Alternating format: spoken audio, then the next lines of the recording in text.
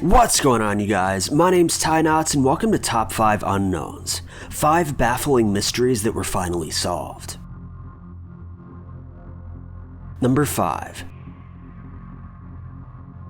In February of 1983, a young girl by the name of Jeanine Nicarico was kidnapped from her home on a bright sunny afternoon. This was discovered after her sister had returned home from school to find that their front door had been kicked in, with their dog cowering in the laundry room and Jeanine nowhere to be found. Just 2 days later, police found Jeanine's body a few miles away, where it was determined that she'd been sexually assaulted, beaten, and dumped. Police investigations led to the arrest of 3 older men, 2 of whom were eventually tried, convicted, and sentenced to death row, even though there was no substantial evidence connecting the 2 to the crime. In fact, it appears as though the only concrete piece of evidence tying either of the 2 men to the case was a smudged shoe print. It wasn't until years later that another man by the name of Brian Dugan would come forward and confess to the crime, as well as several other similar crimes. While being questioned about this, Dugan says that he didn't really understand his motive behind it, adding that he supposes that it must have been sexual. Dugan was known to have been mentally disturbed since he was a young boy, but never to the extent of taking another person's life. In 1995, the 2 previously accused men were finally released from prison after serving 11 years for a crime they didn't commit, with Dugan eventually being sent to prison for life in 2005.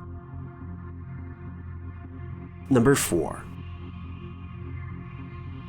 Back in 1974, 17-year-old Mary Jane Jones was beaten, sexually abused, and shot at close range, with her body being found naked on a bed in an abandoned farmhouse in Iowa. For over 2 decades, police were left baffled as to who actually committed the crime. They had blood and fingerprints, yet could not pin down the attacker. It wasn't until 1998 when investigators finally were given access to the FBI's CODIS database, allowing them to run DNA and fingerprints through an electronic system to search for a match. The DNA came back, resulting in 0 matches, leaving the case cold for yet another 12 years. It wasn't until 2010 when the case was run through the database once again, this time getting a match for a man named Robert Pilcher, who was 27 at the time of the original attack. Pilcher was known to have been romantically interested in Mary for quite some time, yet she always rejected his advances. It's believed that his frustrations with Mary grew over time, resulting in him ultimately taking her life. He was finally convicted in 2014, though he's only expected to remain in prison until 2019, as there simply wasn't enough evidence to prove that the event was premeditated. Number 3. In the 1980s, a woman's remains washed ashore on Sunny Isle Beach. These remains took investigators 27 years to identify, though they were eventually tied to a missing woman named Nilsa Padilla. Nilsen was a young mother at the time of her disappearance, and in 1985, her family members insisted to police that her newly found boyfriend was likely the reason she went missing, claiming that he kidnapped and dismembered her. The 2 had allegedly been in an abusive relationship for quite some time, and it's reported that her boyfriend, Jorge Nunez, took her life after getting drunk one evening, then beating her with an alcohol bottle until she stopped breathing. He then stuffed her body in an army bag, took her away from the home, dismembered her, and dumped her into the ocean. Nilsa's family members, as previously mentioned, were trying to tell police that this was the case for over 27 years, yet police did nearly nothing. It wasn't until 2010 when an eyewitness finally came forward alleging Jorge's guilt. He was then tried, convicted, and sentenced to prison. Number 2. Janet Robinson, age 56 at the time, was brutally beaten in 1987, resulting in her losing her life. Initially, police believed the case to be fairly simple.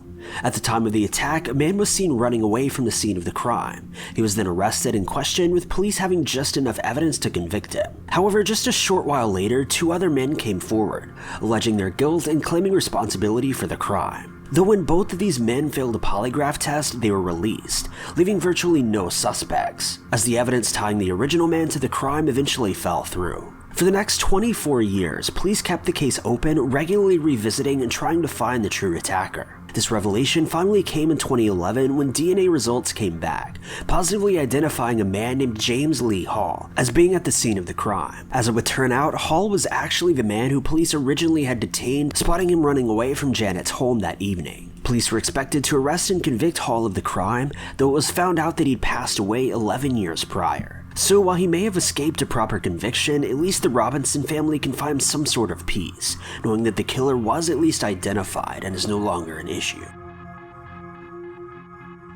Number 1. Back in 1978, 20-year-old Leslie Long began working as a gas station attendant, a job which she was really proud of having. However, after just several months of working, she was held up at gunpoint late one evening, where two men then kidnapped her, sexually assaulted her, and shot her multiple times. With no way to search for DNA evidence, her case remained unsolved for the next 40 years. It wasn't until 2015 when two men, now aged 59 and 58, were finally charged for the crime. It was found that both of these men were involved in a gang at the time of the shooting, with this attack likely being some sort of initiation trial, though this hasn't been confirmed. DNA evidence had originally excluded these two men as suspects, though upon a second analysis, the two were positively identified as being at the scene of the crime. As it would turn out, one of these two men was actually already serving a life sentence in a nearby prison, though the other was arrested at his Lancaster residence and taken in without bail, where he's expected to receive at least one life sentence in a Los Angeles prison. Thank you guys so much for watching. If you liked this video, be sure to click that like button. Also, don't forget to subscribe and click that notification bell to keep updated with our videos.